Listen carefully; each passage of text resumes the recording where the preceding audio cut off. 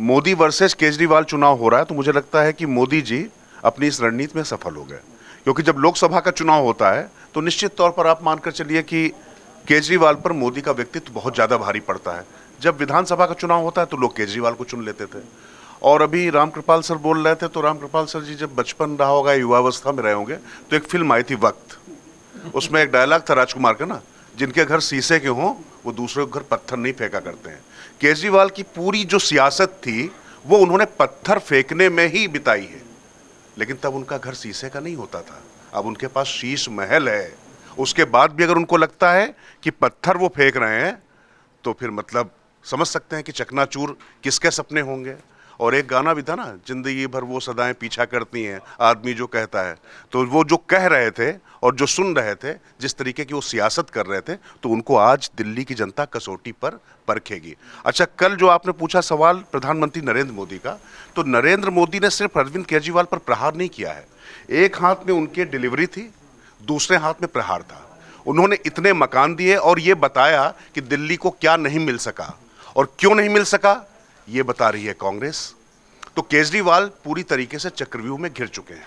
मुझे जावेद अख्तर याद आते हैं, वो अरविंद केजरीवाल के लिए शुरू में था कि उन दिनों राह में मंजर बड़ा सजीला था, जमी सुनहरी और आसमान नीला था, मगर ख्वाबों के लश्कर में किसको थी इसकी खबर।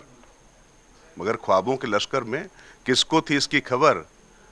हर एक किस्से का एक इख्तिमाम होता है, कोई लाख लिख दे फतेह जर्रे पर शिकस्त का भी एक मुकाम होता है। तो मुझे लगता है कि अरविंद केजरीवाल ने चारों तरफ जो अपना ताना बाना बुना है, जो उन्होंने अपना चक्रव्यूह बुना है और जिस तरीके के आरोप वो लगाते रहे, और कुल मिलाकर एक ऐसी राजनीति लेकर वो आए थे कि आम आदमी पार्टी के सपनों का, उसकी आकांक्षाओं को वो मूर्त रूप देंगे और आम आदमी पार्टी की सरकार होगी। आज की तारीख में वो आम आदमी पार्टी का मुख्यमंत्री कह रहा कि भाजपा के पास चेहरा नहीं है।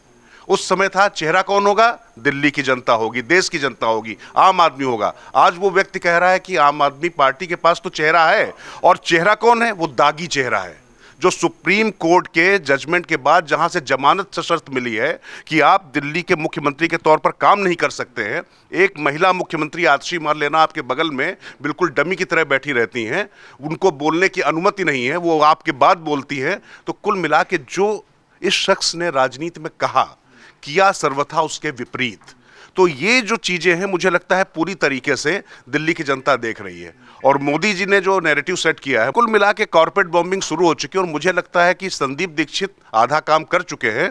तथ्यवार तर्क के साथ में जिस तरीके की चीजें खोली, तो ये लोगों को समझ में आ रहा कि शीला और जब केंद्र मिलकर काम करते थे तो दिल्ली में सब कुछ ठीक था, और आज ना हवा सही है, ना पानी सही है, और कुल मिला के सड़कों तक में गड्ढे हैं। अमर उजाला जीवांजलि के सारथी की मदद लें और महाकुंभ में स्नान जरूर करें।